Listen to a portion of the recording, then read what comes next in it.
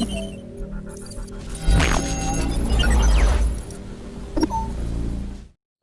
saudara-saudara, teman-teman OMK, anak muda yang terkasih, kita bertemu lagi dalam tayangan dari klaster tim mitigasi klaster kesehatan dari Paroki Boyolali.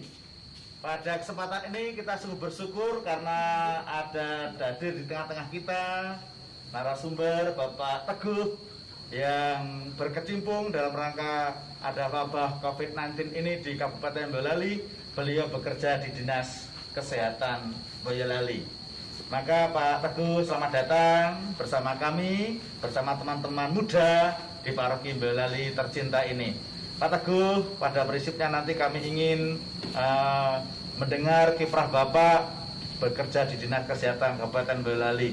Namun sebelumnya bisa Bapak menyampaikan kiprahnya itu, Bapak bisa berkenalan terlebih dahulu.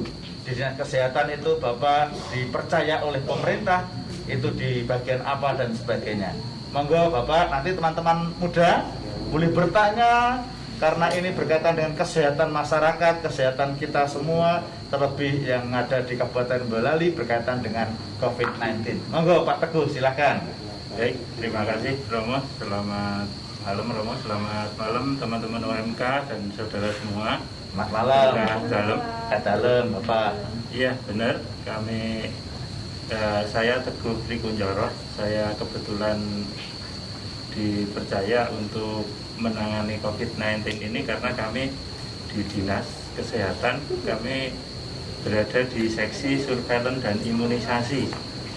Surveillance imunisasi ini sebagian kecilnya itu menangani adanya KLB dan wabah. Ya, jadi kami sudah sejak tahun 2001 kami penempatan di Boyolali. Waktu itu kami langsung di seksi surveillance dan imunisasi.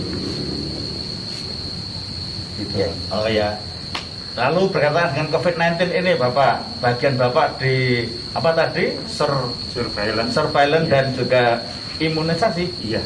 Itu apa yang dilakukan oleh Bapak? Artinya Bapak dan teman-teman tentunya di Kabupaten Boyolali ini, karya-karyanya teman-teman muda sudah tahu kok karya surveillance dan imunisasi ini tadi? Belum tahu? Maka silakan Bapak bisa terangkan kepada kami amat sangat awam, tidak tahu betul Bapak. Ya, karya-karya Bapak. Ya, silakan. Jadi di surveillance dan imunisasi salah satu tugas fungsinya adalah penanggulangan KLB. Surveillance-nya sendiri itu adalah merupakan pengamatan penyakit yang di dalamnya ada pengumpulan data, pengolahan data, analisa data, hingga menjadi informasi yang keluar sebagai baik itu informasi untuk masyarakat maupun informasi untuk jajaran di pemerintah Kabupaten Boyolali khususnya untuk pengambilan kebijakan. Jadi kami di seksi surveillance imunisasi saat ini sudah genap 100 hari, tepat hari ini genap 100 hari kita melakukan pengamatan terhadap COVID-19. Ya. Kita waktu itu Boyolali belum ada yang begitu belum ada yang berpikir ke arah nanti akan jadi seperti apa. Di Dinas Kesehatan sudah mulai melangkah. Tepatnya tanggal 31 Januari 2020 kemarin kami sudah mulai melakukan aksi dengan tracking. Kalau sekarang lebih umum disebut tracing ya, tracing atau tracking, pelacakan. Waktu itu kita masih berpegang pada pedoman kita penyelidikan epidemiologi, itu sama istilahnya itu. Jadi waktu itu kita ada kedatangan tamu dari negara asing yang bekerja di Boyolali, yang habis pulang dari negaranya waktu itu di Cina, kembali ke Boyolali untuk melaksanakan pekerjaannya lagi. Nah waktu itu di Boyolali belum begitu ramai, kita dapat laporan itu kita langsung tracking di situ. Pelacakan. Iya, kita langsung melakukan pelacakan. Itulah awal Kabupaten Boyolali, awal Dinas Kesehatan memulai. Jadi sudah tepat 100 hari yang lalu. Ya, teman-teman bisa bertanya langsung loh ya, yang dilakukan oleh beliau. Lalu sekarang kalau boleh tahu sedikit saja Bapak, berkaitan dengan COVID-19 ini ya, kita akan sungguh ketika Bapak melacak dan sebagainya 100 hari ini kalau ada info yang update Pak, yang up to date sampai sekarang ini terbaru, Boyolali sendiri ada berapa yang terpapar karena COVID-19 ini Pak? Begini, untuk data kita bedakan antara pelaku perjalanan, sehingga kita singkat biasanya PP di web COVID-19 itu lengkap kita paparkan. Ada pelaku perjalanan, ada ODP, ada PDP, ada OTG. Itu istilah-istilah yang kita pakai di COVID-19. PP itu pelaku perjalanan, orang yang berisiko untuk tertular dan menularkan penyakit COVID-19. Kenapa ada risiko? Karena setiap pelaku perjalanan ini kita kumpulkan data orang yang sehabis melakukan perjalanan ke daerah tertular. Dan terkumpul saat ini di Kabupaten Boyolali sudah 22.000 lebih. 22.000 lebih, dan yang masih aktif, maksudnya masih aktif itu masih kita pantau melalui teman-teman jajaran di Dinas Kesehatan, Puskesmas, itu masih sekitar 7.000 sekian. Itu yang aktif kita pantau. Kemudian dari pelaku perjalanan, kalau dia menderita ada gejala, misalnya ada flu, ada demam, ada pilek atau salah satunya, itu sudah dikategorikan sebagai ODP, orang dalam pemantauan. Ya. Kenapa orang dalam pemantauan? Karena dia punya risiko tertular dan dia menderita salah satu gejala dari COVID-19 ini. Jadi dia ada risiko, kalau di bahasa kesehatannya adalah suspek, tersangka. Dia disangka menderita ini, tapi belum pasti ya.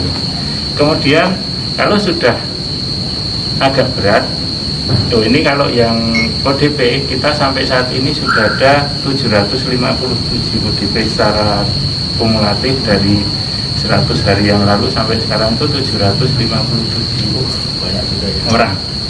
Nah, sampai saat ini yang masih kita pantau itu sekitar 90-an. Ya, itu yang aktif.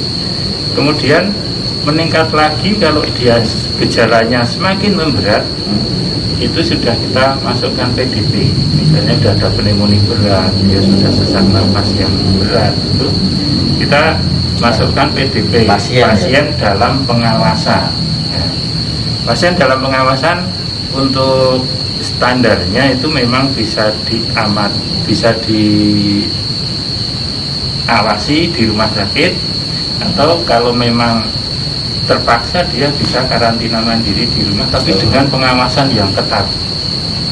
Jadi untuk saat ini PDP kita sudah sekitar 107 PDP di Boyolali kumulatif dari dari 31 Januari sampai sekarang.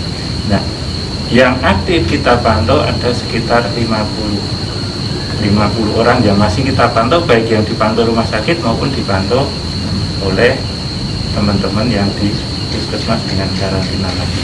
Tapi persentasenya kalau yang PDP ini persentasenya banyak yang nah, kita di Boyolali apa yang kita lakukan, kita kalau menemukan ini yang tadi saya belum cerita, untuk yang kasus positif di Boyolali sampai saat ini sudah ada 14 kasus positif. 14 ya? Ya, jadi ini nyata di Boyolali sampai saat ini memang sudah ada penderita. Dan itu sudah dinyatakan terjadi transmisi lokal. Artinya orang yang menderita COVID-19 itu ada sirkulasi di situ, ada penularan di Boyolali. Dia bukan hanya orang yang dari Jakarta ke sini membawa penyakit, dari Surabaya ke Boyolali membawa penyakit, tapi penyakit ini memang benar-benar sudah tertular di Boyolali. Indikasinya dari suaminya yang bepergian, istrinya kena, istrinya tertular. Dari bapaknya bepergian, anaknya tertular. Ya, itu kan penularannya itu sudah ada 14. Memang ada kabar gembiranya, bahwa dari 14 penderita ini sudah 2 yang dinyatakan Sembuh ya. ya, 2 dinyatakan sembuh dan 1 meninggal. Itu akumulasi ya. Sudah 14 itu termasuk yang 1 meninggal, Ya. yang sembuh. Ya, Akumulasi. 14 itu total yang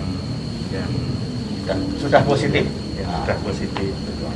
Dan kita perlu waspadanya karena sampai saat ini yang membuat lama penentuan diagnosa itu bukan penanganannya di rumah sakit, tapi penanganannya di laboratorium. Sempat beberapa hari yang lalu antrian pemeriksaan laboratorium ini sangat berjubel. Kalau kita kan ngirimnya ada ke Salatiga, ada ke Jogja, dan ada ke Rumah Sakit UNS Surakarta. Nah, waktu kita ke Salatiga itu antriannya sudah 2000 sampel dengan tenaga yang ya kita tahu sendiri kan tenaga lab mungkin tidak begitu banyak. Itu 2000 di Rumah Sakit UNS, kemarin sempat antri 1000 sekian. Ya, jadi itu disangkakan karena apa? Kita masih punya antrian 43 orang yang belum diperiksa. Sudah kita lakukan pengambilan sampel, tapi ada 43 yang belum diperiksa dan ini masih menunggu dengan Ya antri dengan gitu. dagdeg apakah Ya. nanti jadi negatif atau positif itu. Nah, kalau kita temukan positif, kita akan lanjutkan dengan tindak lanjut di lapangan. Dari tracking tadi saya cerita tracking, kita kalau ada pelaku perjalanan yang datang itu kita lakukan tracking, pembatasan kontak. Setiap pelaku perjalanan harus dibatasi kontak dengan istilah isolasi mandiri. Ya, kurangi kontak, jangan banyak kontak. Di rumah selalu pakai masker, di rumah dan dimanapun selalu pakai masker, selalu rajin cuci tangan, karena itu langkah yang efektif untuk mencegah penularan. Apalagi ODP dan PDP ini semua kontaknya harus kita tracking sehingga kalau positif kita bisa langsung tindak lanjut penanganan ke kontak erat. Ya, makasih Pak Teguh informasinya. Teman-teman, Gebi, Sheila, dan Ivan mau bertanya? Saya mau tanya Pak Teguh, kalau semisal ya kan di Boyolali itu banyak pelaku perjalanan. Iya. Nah itu terus mereka sudah didatangi dari pihak puskesmas, tetapi mungkin di hari pertama, hari kedua mereka bisalah di stay at home, tapi hari berikutnya mereka nekat pergi keluaran dan berkontak dengan orang banyak. Nah itu berarti apakah orang yang pelaku perjalanan itu tetap dianggap sebagai ODP atau PDP atau Ya. gimana?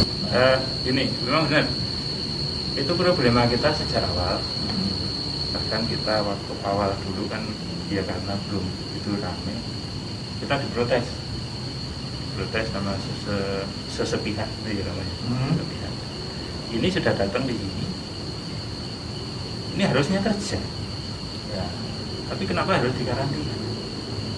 Kita rugi dong membayar dia untuk bekerja, tapi dia terus akhirnya ya monggo kalau mau dipekerjakan, mau mengancam 5.000 orang yang di dalam atau menyelamatkan yang 5.000 di dalam. Sama seperti itu juga. Untuk pelaku perjalanan sebenarnya itu harus isolasi mandiri. Tapi kita tekankan itu, tapi kita juga tidak menutup diri bahwa ada yang bandel seperti itu. Langkah-langkah ini semakin hari semakin baiknya kerjasama lintas sektoral, dan ini untuk saat ini itu akan ditegaskan bahwa kalau isolasi mandiri dia tidak mau, ada pihak-pihak yang sudah mempersiapkan nanti akan dijemput dan dikarantina di posko sekarang di BPBD. Itu untuk yang bandel-bandel seperti itu, kalau memang dia tidak mau hanya membuat masalah di Boyolali akan dijemput, dan itu jemput paksa di sana, tidak boleh kemana-mana. Ini tadi pagi kebetulan kami rapat dengan lintas sektor, dengan BPBD, dengan pihak lain, dan kepolisian sudah siap untuk action kalau ada yang tidak mau di karantina ya dijemput. Sudah disiapkan tempat di Kalau sini tempatnya lebih sempit. Di daerah mana itu? Di Yang rusun itu kah atau bukan. Kalau yang rusun, kalau yang rusun Nah, itu adalah tempat untuk pasien. Kalau penyakit penyakit yang sakit itu karantinanya di sana. Tapi kalau yang sehat, kalau pelaku perjalanan yang sehat tadi tidak di rusun tapi di Badan Penanggulangan Bencana Daerah. oh yang itu. Ya, yang Galwire. Ya. Ya, silakan. Kalau Sela atau Gaby mau bertanya, Gaby, di Gaby. Jadi kan cara tracking orangnya itu kayak gimana ya Pak? Jadi misalnya saya pergi, Ya. itu harus lapor ke Pak RT atau gimana? Jadi misalnya Bapak mau tahu dia nggak melakukan perjalanan atau kayak gimana? Iya. Ini tracking ada macam-macam cara. Memang selama ini karena kita menyadari risikonya gitu, penularannya yang masih tanda tanya ya, terus terang masih tanda tanya penularannya. Kita tolerir untuk teman-teman puskesmas, setiap ada pelaku perjalanan untuk tracking bisa by phone. Misalnya kan data ini masuk dari mana-mana, dari dinas, dari pelaku perjalanan yang di bandara misalnya, itu masuk ke dinas kesehatan, kita breakdown ke puskesmas tempat si pelaku perjalanan ini beralamat, komplit di situ ada nomor HP-nya, terus dari laporan RT, dari laporan kelurahan itu kita lakukan tracknya, itu bisa kita datangi, bisa kita datangi dari teman puskesmas, mendatangi, wawancara, atau kalau tidak bisa lewat telepon, kita tolerir lewat telepon. Nah, baik pun dia ditanya perjalanan dari mana, kita memastikan perjalanannya dari mana, datangnya kapan, terus kalau bisa itu kontaknya di sana dengan siapa saja, apakah ada COVID-19 yang positif saat kontak atau enggak, dan kalau di sini setelah pulang dari perjalanan itu sudah kontak dengan siapa saja. Nanti endingnya akan kita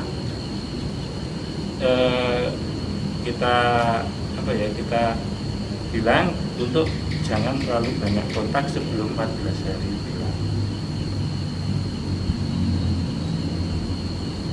Ya, teman-teman, jadi ada bagaimana cara tracking seseorang dalam perjalanan ya, orang yang berpergian. Ada lagi yang mau ditanyakan dari teman-teman? Ya. Silakan Mbak Dela. Kan kalau di map itu kan ada kayak zona merah, zona hijau banget sama hijau gelap. Nah, kalau dilihat di sekarang ini kan kalau Kota Boyolali kan masih agak hijau ya. Nah, terus juga situasinya kalau malam memang sepi sih. Tapi kalau sore itu kan bisa pengamatannya kayak ya biasa aja gitu. Nah, dari Dinas Kesehatan itu apakah juga mengamati dari Dinas Kesehatan tentang aktivitas masyarakat yang suatu kebiasaan yang memang masih ada gitu? Ya, jelas kita dari Dinas Kesehatan selaku instansi yang paling berkepentingan dalam hal ini, itu kita tetap lakukan pengamatan, bukan hanya yang di Kota Boyolali yang Simpang 5 ya, yang jelas itu seperti itu.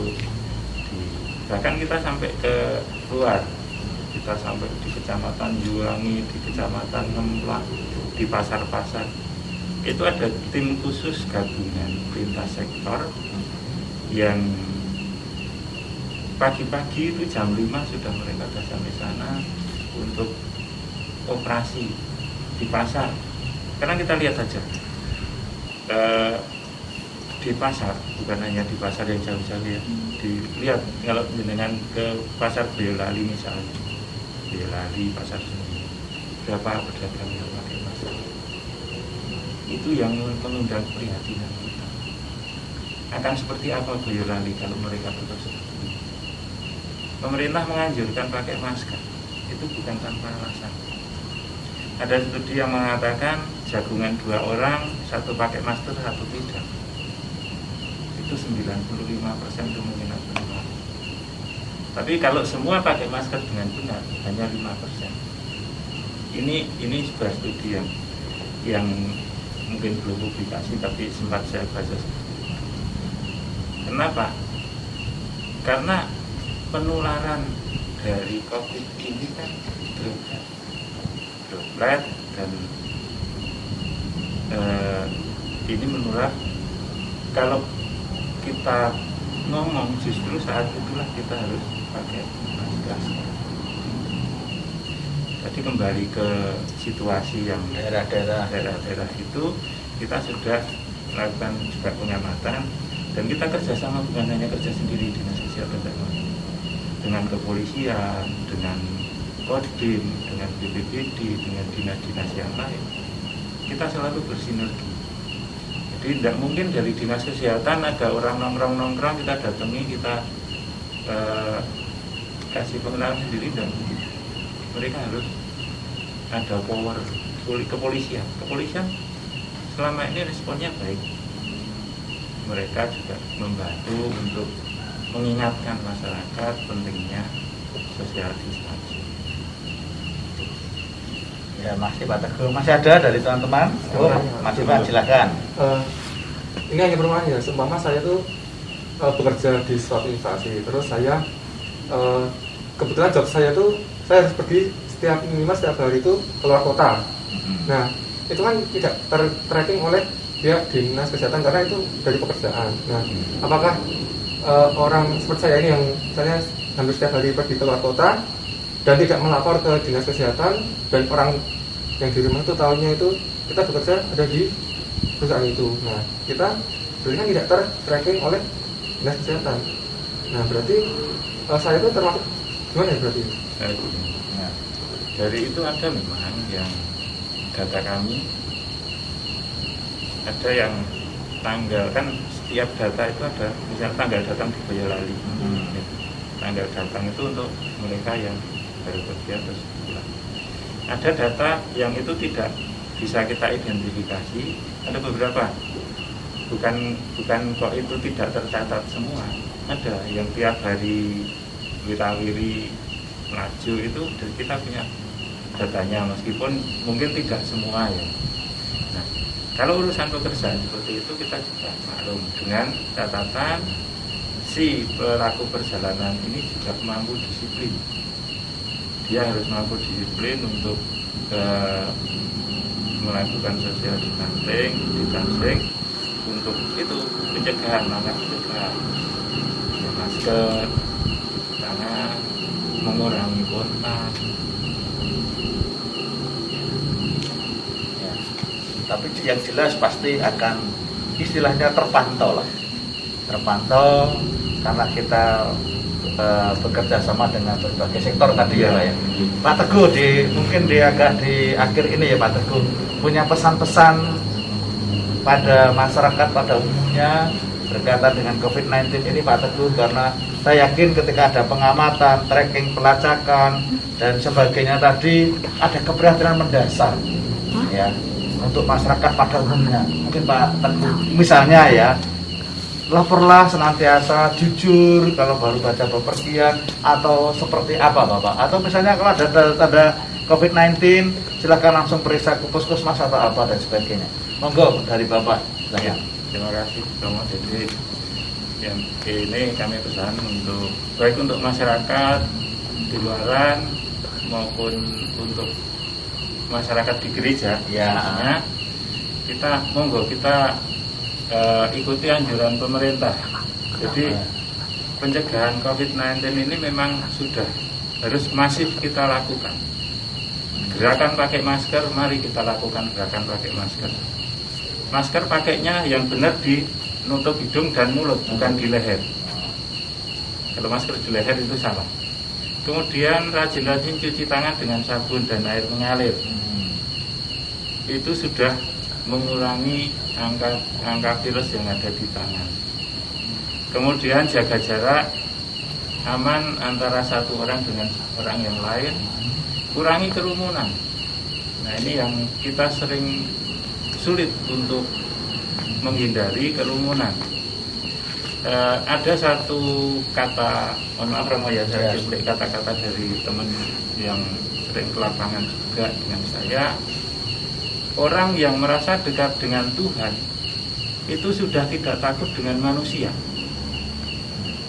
Ini apa?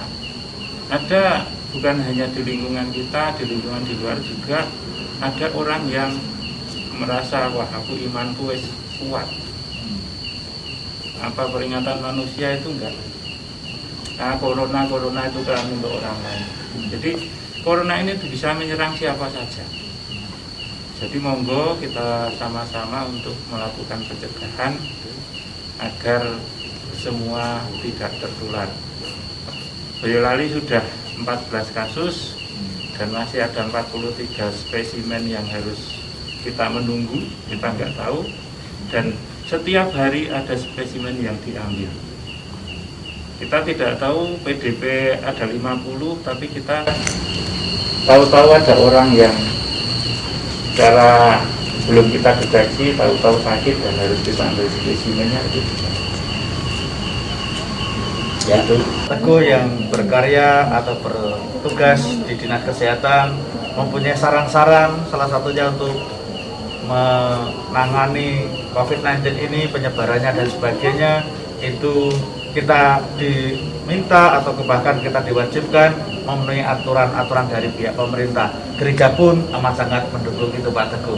Terima kasih informasinya Pak Teguh yang sangat berguna bagi kami, dan tentu Bapak Ibu, saudara-saudara, kaum muda yang terkasih, tayangan ini, karya-karya ini sungguh luar biasa dari tim mitigasi klaster kesehatan ini, dari Paroki Boyolali, dan tentu bila banyak hal yang kita lakukan ini juga butuh bantuan dana, donatur, maka silahkan siapapun yang melihat tayangan ini tergerak hatinya untuk berbagi berkat, mendukung karya-karya ini, termasuk banyak karya di Gereja Paroki Boyolali.